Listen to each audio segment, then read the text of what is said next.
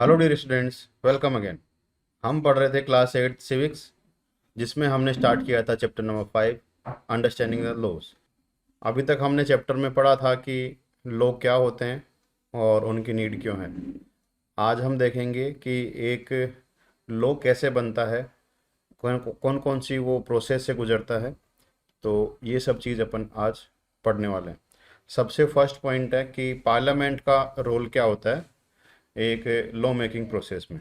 Okay तो start करते हैं। The Indian parliament plays an important role in making laws. There are many ways through which this takes place. अब देखो, इसमें अलग अलग स्टेप होती है, उसको देखते हैं। सबसे first, the parliament in the law making body at the central level. Central level में जो पार्लियामेंट है वो ही एक लॉ मेकिंग बॉडी है, इसीलिए इसको बोलते हैं legislature, central legislature. It frames new laws and amends or repeal them if necessary on all the 97 subject of union list. तो यूनियन लिस्ट में मैंने आपको बताया थे 97 सब्जेक्ट होते हैं, उनके ऊपर लॉ कौन बनाएगा? पार्लियामेंट। इसके अलावा जो रेसिडरी जो सब्जेक्ट्स होते हैं उनके ऊपर अभी तक डिसाइड नहीं हुआ कि वो कौन सी लिस्ट में है। तो ऐसे जो लिस्ट है उनको भी, मतलब ऐसे जो सब्जेक्ट्स हैं उनको भी उनके ऊपर भी लॉ बनाने की जो पावर है वो पार्लियामेंट को दी गई है। ओके, इसके अलावा पार्लियामेंट जो लॉ बनाती है वो बनाती है कॉन्करेंट लिस्ट के 47 जो सब्जेक्ट्स हैं उनके ऊपर।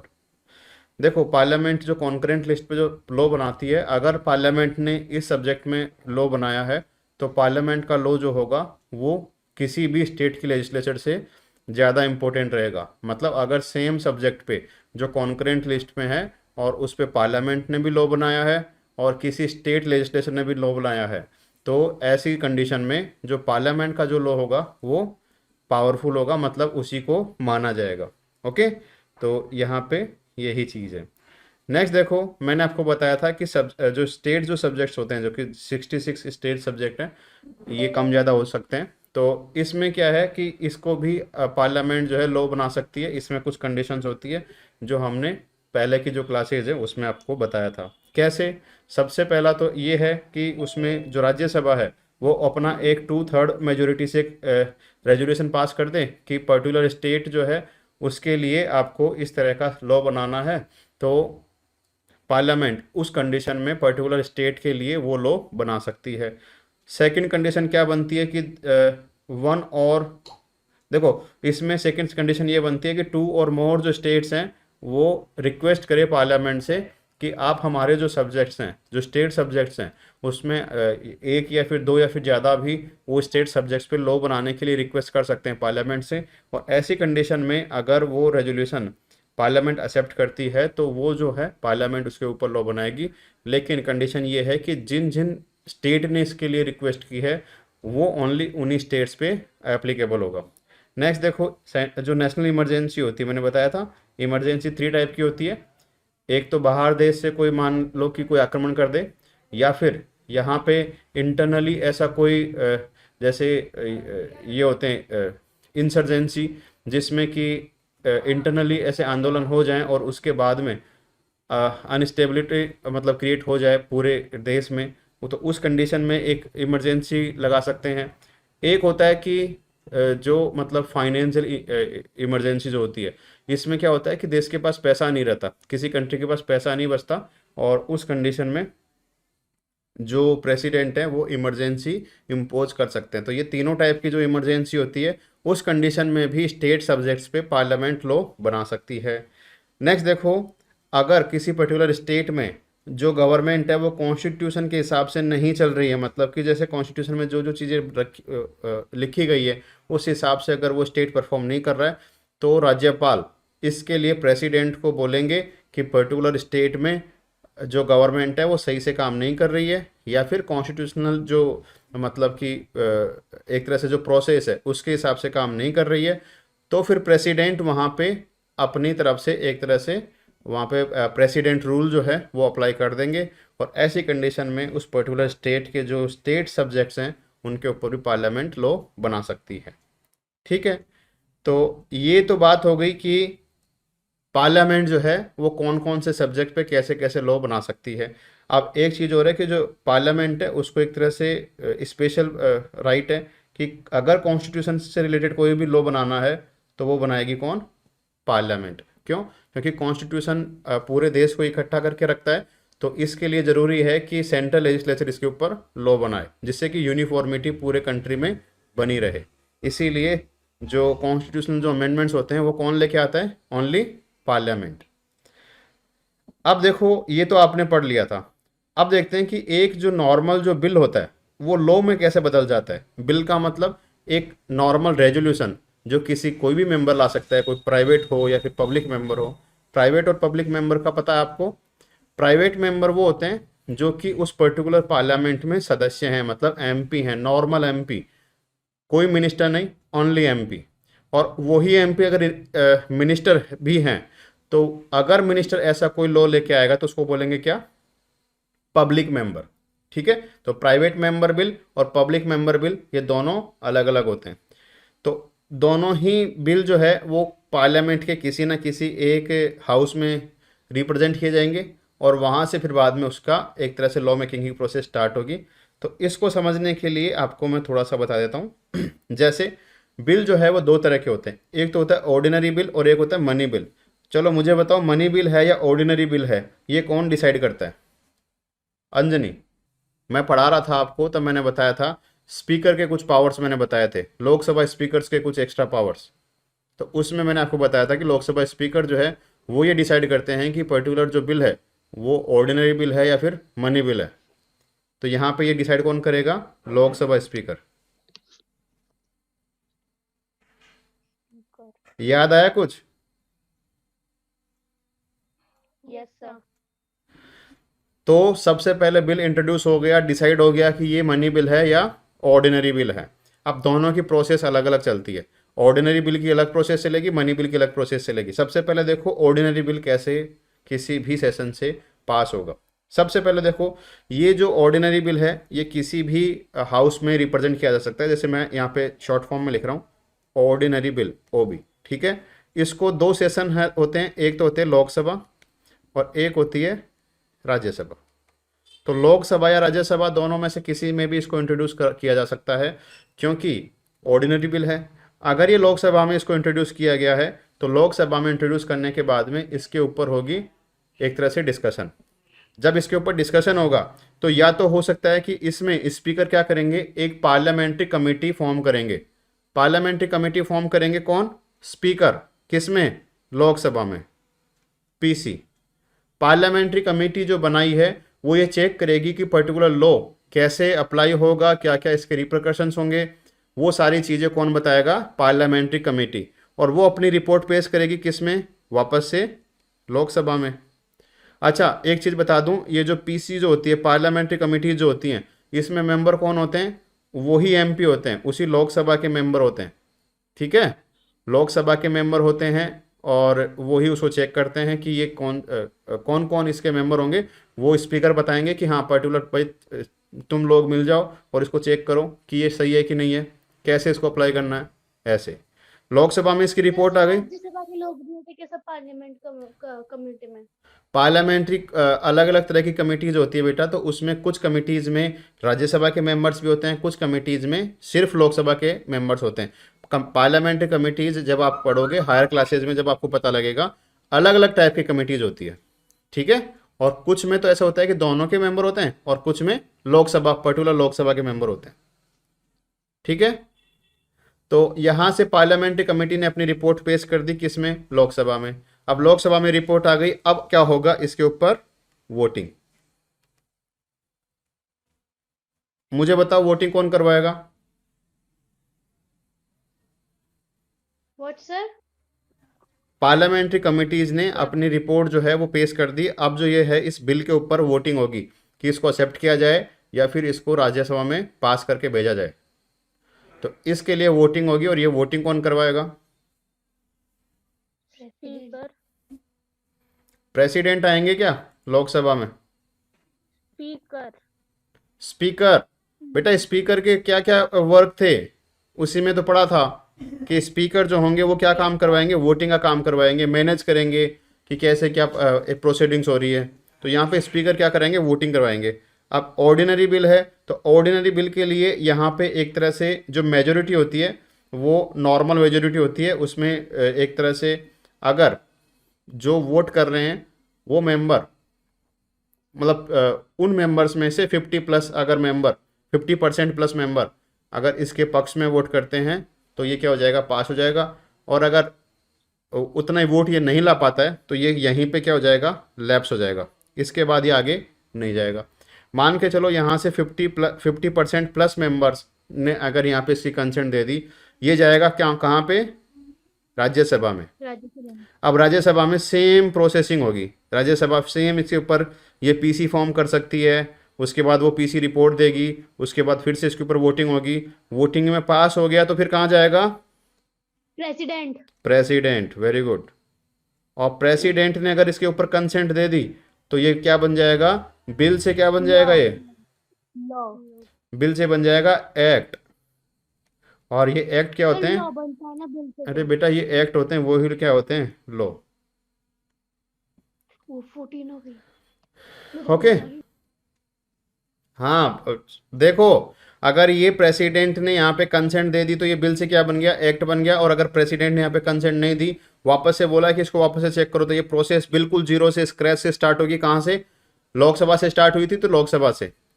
और अगर ये राज्यसभा से स्टार्ट हुआ होता तो ये चीज़ राज्यसभा में जाती पहले, और फिर लोकसभा में, और फिर प्रेसिडेंट के पास। ऑर्डिनरी बिल का यही प्रोसेस है।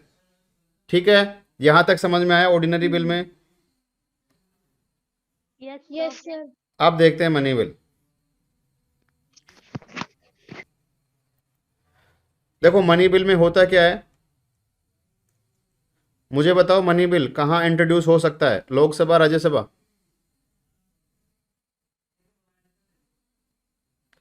तनु, money bill Lok Sabha Rajya Sabha? Sir Lok Sabha. Why? Sir क्यों? हाँ,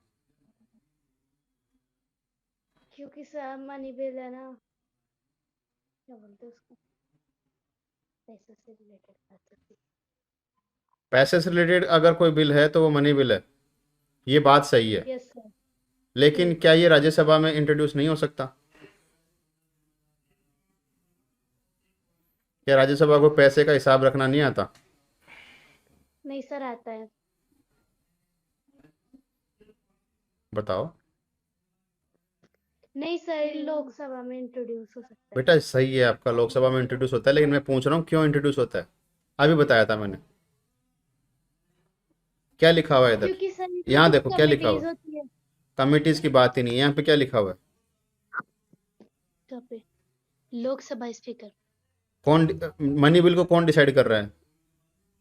स्पीकर। तो स्पीकर कहाँ बैठते हैं, लोकसभा में बैठते हैं, राज्यसभा में थोड़ा ना बैठते हैं। Yes sir. इसीलिए कहाँ पे इंट्रोड्यूस होगा, लोकसभा में। रीजन समझ में आया, लोकसभा में ही क्यों इंट्रोड्यूस होता है money bill? Yes sir. Okay, तो ये आ गया देखो बेटा लोकसभा में, ठीक है।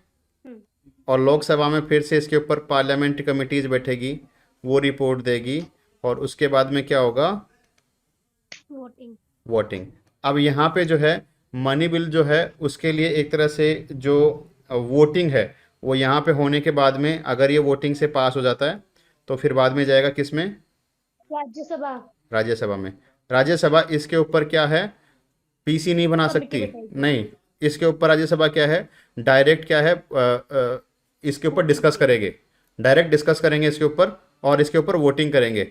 अच्छा एक चीज़ बता दूं, अगर डिस्कशन नहीं करते हैं, वोटिंग नहीं करते हैं, तो भी राज्यसभा इसको ओनली कितने दिन तक होल्ड पे रख सकते हैं, 14 डेज। 14 डेज। अगर ये 14 डेज में इसको वोटिंग करके पास या फेल नहीं करते हैं तो भी ये क्या माना जाएगा, पास। पास माना जाएगा।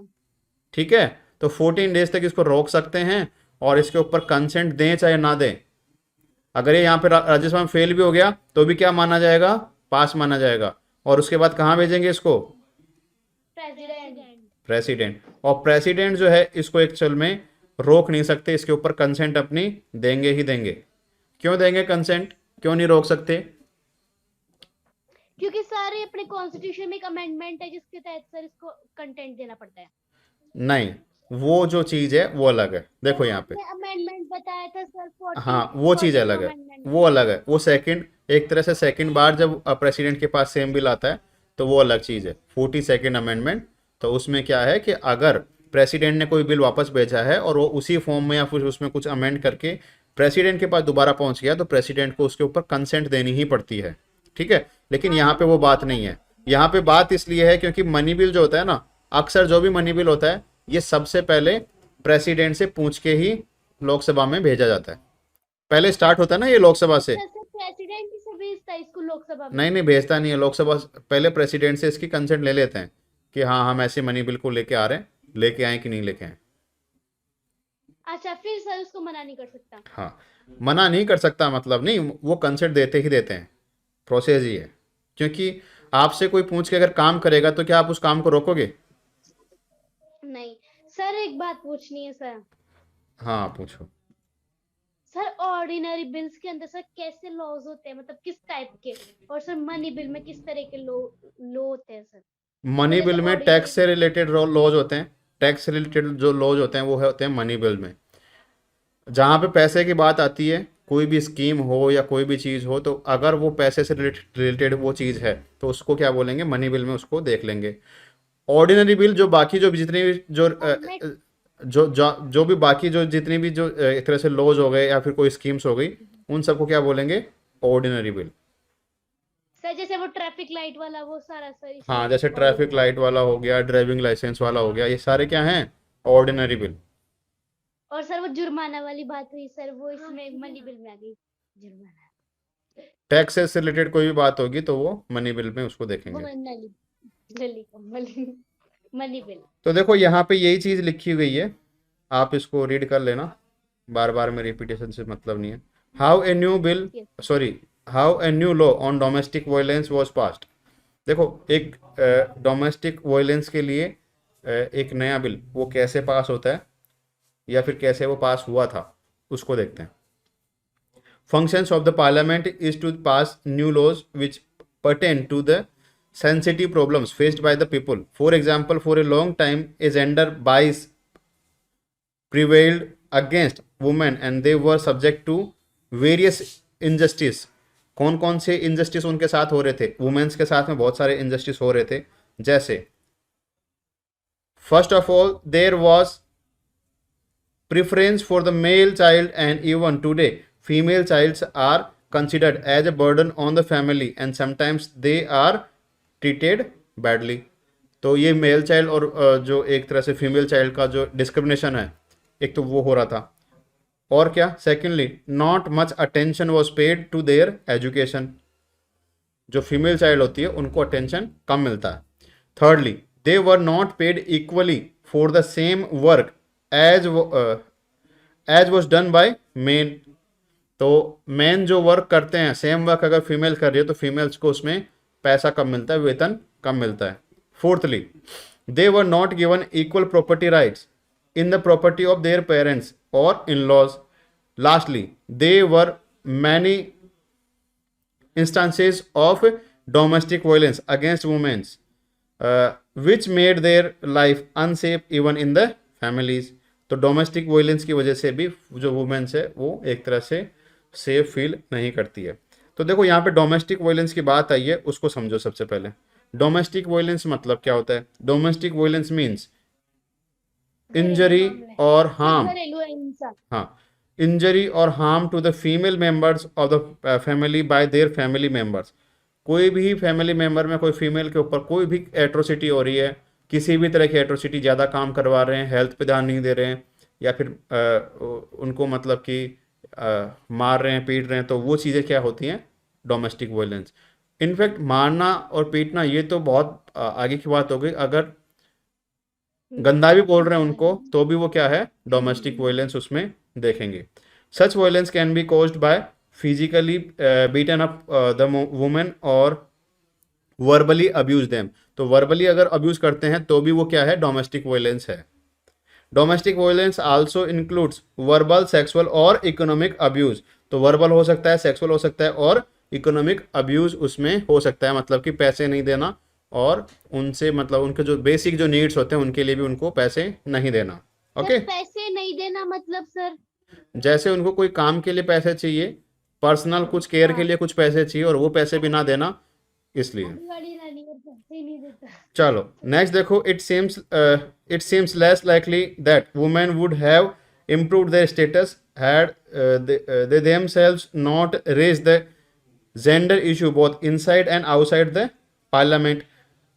Much efforts were made by the women's organizations to bring the issues of domestic violence before the public as well as the Indian parliament. तो कई बार क्या होता है, ये जो वायलेंस होती है इसको जो वुमेन्स होती है वो चुपचाप सहन कर लेती है, लेकिन कुछ वुमेन से रिलेटेड जो फेमिनिस्ट जो ऑर्गेनाइजेशन जो होती हैं उन्होंने क्या किया, ऐसी जो वायलेंस होती है इसके खिलाफ आवाज़ उठाई और पार्लियामेंट में इसके लिए बोला गया कि आप वुमेन्स के लिए इस तरह के कुछ लॉज बनाओ। तो फाइनली जो पार्लियामेंट है उन्होंने कुछ लॉज बनाए हैं जिससे कि इस तरह की एट्रोसिटीज़ उनके ऊपर कम हो सके। तो कौन कौन से लॉज हैं वो देखो। Through out the 90s the need for a new law for given protection or to women was raised in different forms.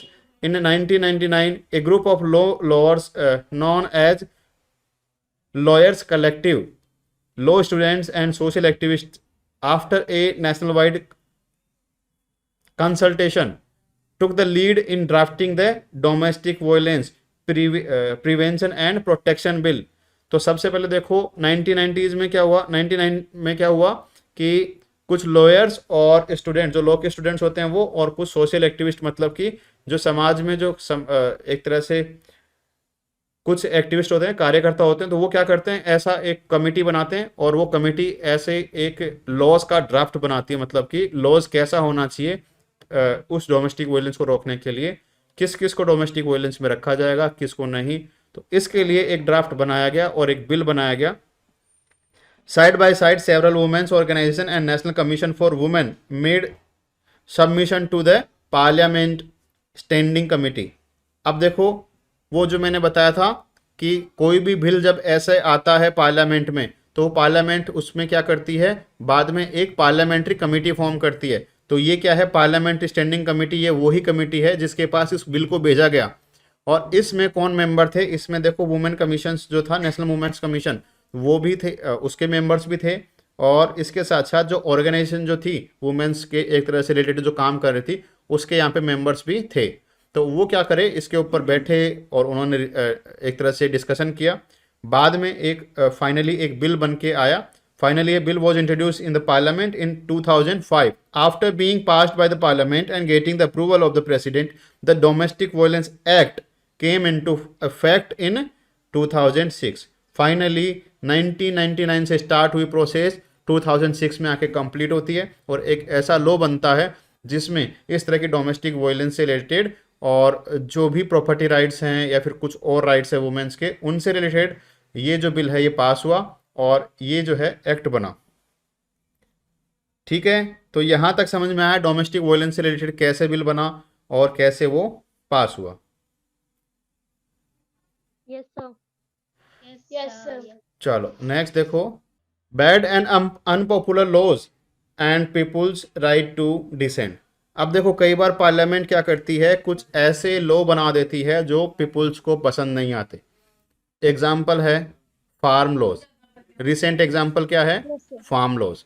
वो अनपॉपुलर लॉ था, मतलब कि अभी रिसेंट तो आर्मी वाला है ना, वो 4 इयर्स का Agnipath.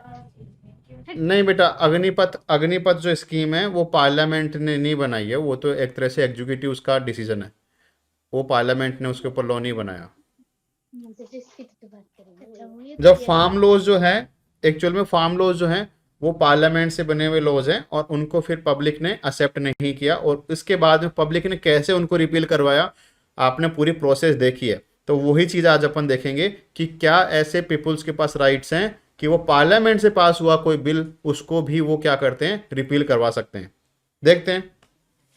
Mostly laws are good because they aim to the welfare of people. अक्सर ऐसे लॉ बनते हैं पार्लियामेंट में जो कि पीपुल्स की भलाई के लिए होंगे, क्योंकि अक्सर यही बोला जाता है कि इससे तो पीपुल्स का भला होगा। किसी भी बिल में ऐसे नहीं, किसी भी लॉ में ऐसा नहीं बोला जाता कि इससे पीपुल्स का नुकसान होगा और हमने ये बना दिया, कभी नहीं बोला जाएगा ऐसे। ठीक है, but if there was good laws there are bad laws. as well.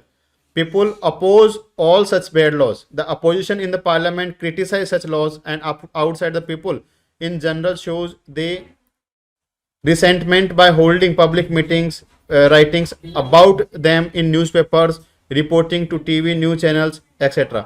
इस तरह से वो अपना क्या एक तरह से उसके खिलाफ अपने जो व्यूज हैं वो प्रदर्शित करते हैं. अब यहाँ पे जो है एक इंसिडेंट की बात की गई है और वो इंसिडेंट था दांडी मार्च. आपने भी हिस्ट्री में पढ़ा होगा कि दांडी मार्च के लिए मतलब दांडी मार्च क्यों किया गया, उसके पीछे का रीज़न क्या था. गांधी जी क्या थे वहाँ पे एक्चुअल में जो ब्रिटिश जो लोग थे वो अलग अलग इस तरह के कानून बनाए जा रहे थे जिसमें कि जो पीपुल्स थे उनके एक तरह से राइट्स जो है उनको छीना जा रहा था. अब गांधी जी ने क्या किया कि ऐसी वो प्रोसेस में मतलब कि अब वहाँ पे एक तरह से इंडिया इंडिपेंडेंट तो था नहीं, तो गांधी जी ने क्या किया इसके लिए एक यात्रा की जिसको बोलते हैं दांडी मार्च. दांडी मार्च की यात्रा क्या था कि गांधी जी वहाँ से साबरमती आश्रम में जहाँ से वो रहते थे वहाँ से वो गए और उस वक्त क्या था कि जो साल्ट मेकिंग जो एक तरह से प्रोफेशन था वो फ्री ऑफ कॉस्ट था, उसके ऊपर किसी तरह का कोई टैक्स नहीं था. लेकिन ब्रिटिश ने उसके ऊपर भी टैक्स लगा दिया कि अगर आप साल्ट मेकिंग करते हो तो उसके ऊपर भी आपसे एक्स्ट्रा टैक्स लिया जाएगा. तो गांधी जी ने उसके लिए एक तरह से सिविल डिसोबीडियंट मूवमेंट चलाया और वो स्टार्ट हुआ था ये एक तरह से दांडी मार्च से ही. इसमें क्या था कि गांधी जी ने वहाँ पे जाके अपने हाथ से एक सिंबॉलिक मतलब साल्ट बनाया और इस तरह से उन्होंने उसका अपोज किया, वो जो लॉ था उसका अपोज किया कि हम तो साल्ट बनाएंगे, आप हमें रोक नहीं सकते क्योंकि ये हमारा राइट है.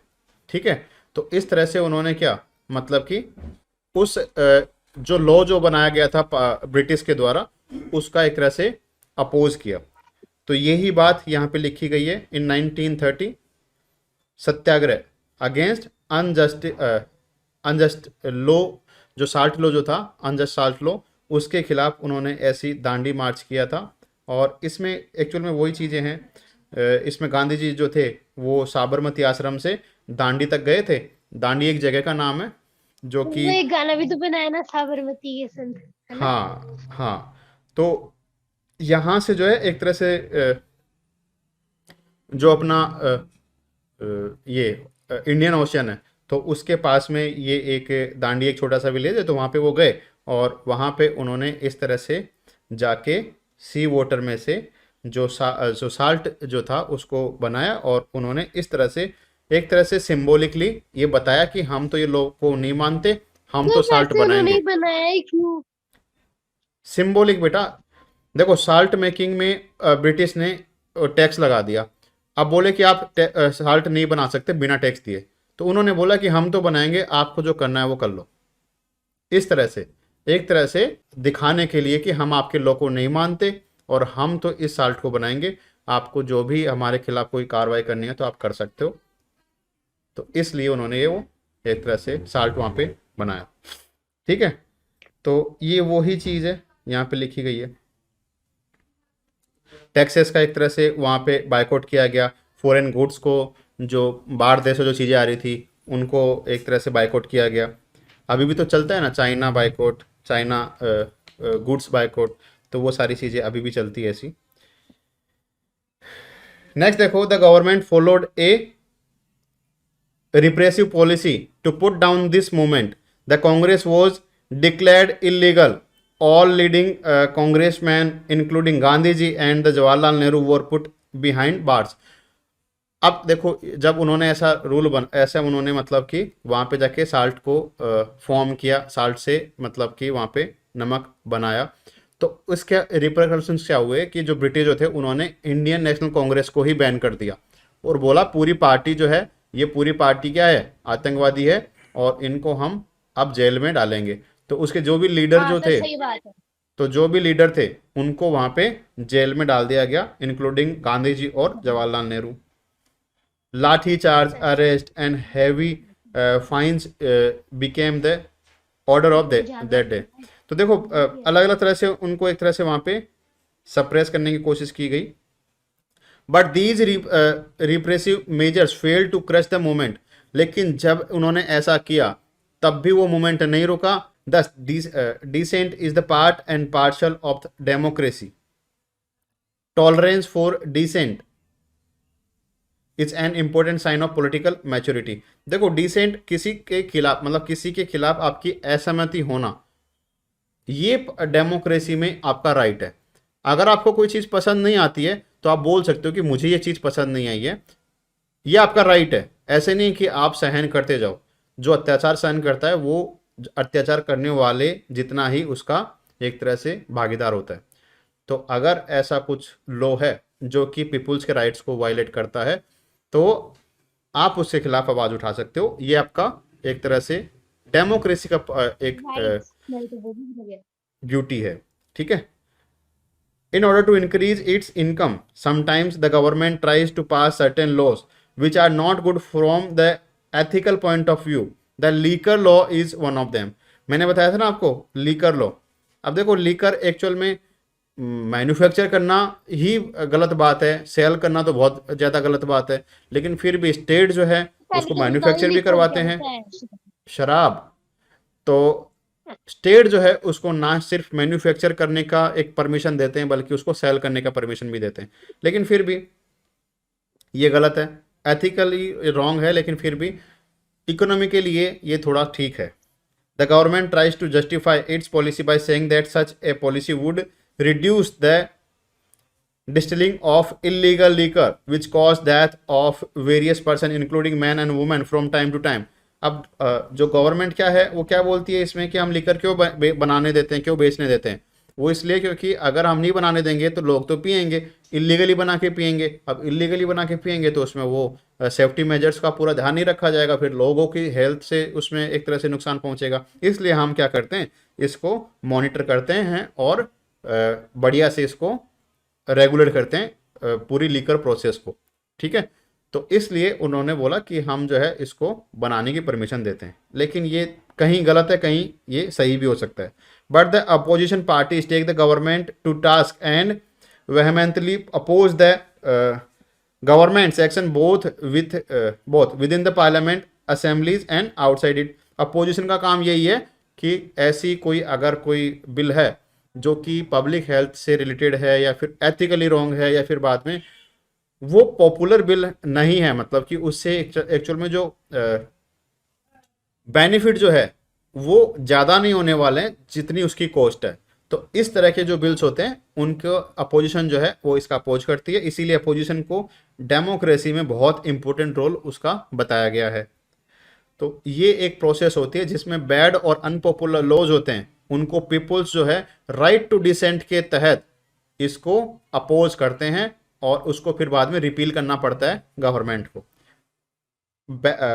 हिस्ट्री में आपको एग्जाम्पल दांडी मार्च का और प्रेजेंट में एग्जाम्पल फार्मर लॉज का। ठीक है। तो यहां तक समझ में आया? Yes sir. Yes sir. Okay, next point है कि कुछ ऐसे अनपॉपुलर लॉज अगर बना दिए गए और वो बनाने के बाद में जो पीपुल्स जो होते हैं, जो वोटर्स होते हैं जिन्होंने गवर्नमेंट को फॉर्म किया, अगर उनको वो पसंद नहीं आते हैं तो पीपुल्स उसको किस तरह से एक्चुअल में रिपील करवा सकते हैं या फिर उसको एक तरह से आप अमेंड करवा सकते हैं। तो वो प्रोसेस देखते हैं। The people can play a major role in maintaining the true spirit of democracy. Democracy को बनाए रखने के लिए पीपुल्स की ही जरूरत होती है। They can do so in a variety of ways. कैसे? If they do not agree with the government's policy they should write in the newspapers in the letters to editorial. Newspaper में column आता है editorial नाम से, तो उसमें अक्सर ऐसी जो गवर्नमेंट की जो पॉलिसीज होती है उनको एक तरह से प्रेज भी की जाती है और उनको क्रिटिसाइज भी किया जाता है। वो एक्चुअल में जो पीपुल्स होते हैं उनकी फीलिंग को शो करता है। उससे क्या है कि गवर्नमेंट्स के ऊपर उसके ऊपर प्रेशर बना रहता है कि चीज़ें कैसे करनी है। Secondly, they should support those people who oppose such wrong policies. जैसे फार्म लॉज के खिलाफ जब किसान सड़कों पे थे तो ऐसे में जो कई ऐसे न्यूज़पेपर हैं, कई ऐसे न्यूज़ चैनल्स हैं या फिर कई ऐसे ऑर्गेनाइजेशंस हैं, उन्होंने इस तरह के आर्टिकल्स लिखे, चीज़ों को सबको बताया कि चीज़ें कैसे रॉन्गली प्रेजेंट की जा रही है पीपुल्स में। तो उसके खिलाफ जब ऐसा सारी चीज़ें जब पब्लिक में आती है तो फिर जो सही है वो लोगों को पता लगता है, सही गलत लोग अपने आप से डिसाइड करने लगते हैं जब लोगों को उसका बेनिफिट या फिर उसके लॉसेस का पता होता है। Thirdly they should organise meetings to educate the peoples. तो ऐसे जो लोग होते हैं, ऑर्गेनाइजेशन होती हैं, वो लोगों में जागती हैं और लोगों को एजुकेट करती है पर्टिकुलर बिल के बारे में कि हाँ ये सही है या ये रॉन्ग है, ये आप डिसाइड करो, इसमें ये चीज़ें लिखी गई है। जैसे CAA जब लाया गया तब लोगों को क्या बोला गया कि लोग समझ ही नहीं रहे हैं।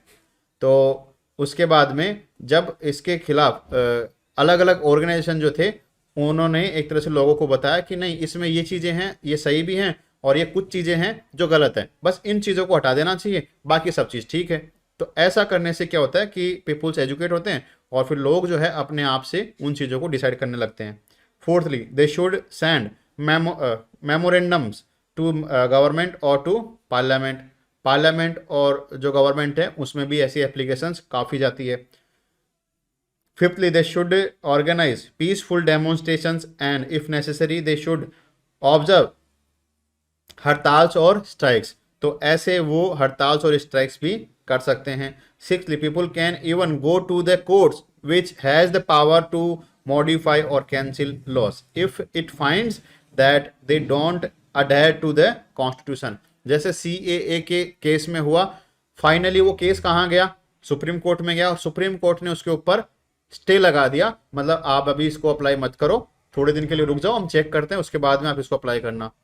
तो सुप्रीम कोर्ट में भी जा सकते हैं। Lastly in the elections they can vote against the ruling party if it continues with such policies. अगर ऐसा अनपॉपुलर लॉज को अगर वो रूलिंग पार्टी बनाती रही, लोगों को वो पसंद नहीं आते रहे, तो क्या वो लोग नेक्स्ट इलेक्शन में उनको वोट देंगे? नहीं देंगे। और नेक्स्ट इलेक्शन में अगर वो वोट नहीं देंगे तो वो क्या, वो रूलिंग पार्टी जो होगी वो ऐसे लोगों का, वो ऐसे जो हार उनके जो जाएगी। वोटर्स हैं उनका ध्यान रखती है। इसीलिए फार्मर जो लॉज जो थे उनको वापस से लिया गया गवर्नमेंट के द्वारा, क्योंकि गवर्नमेंट को उसमें लग गया था कि इससे जो है एक तरह से बैड इंडिकेशन जा रहा है पीपुल्स में कि गवर्नमेंट जो है वो ऑटोक्रेट हो गई है, गवर्नमेंट पीपुल्स की बात नहीं सुन सर रही है। ऑटोक्रेट यानी? ऑटोक्रेट मतलब होता है कि तानाशाह, मतलब अपने आप के जो डिसीजन है वो मोना सबके हाँ ऊपर सर। मतलब कि थोपना। ओके, तो ये चैप्टर था जिसमें लॉ मेकिंग की प्रोसेस आपने देखी और लॉज को समझा। आज की क्लास में इतना ही है, कल फिर मिलते हैं, तब तक के लिए बाय।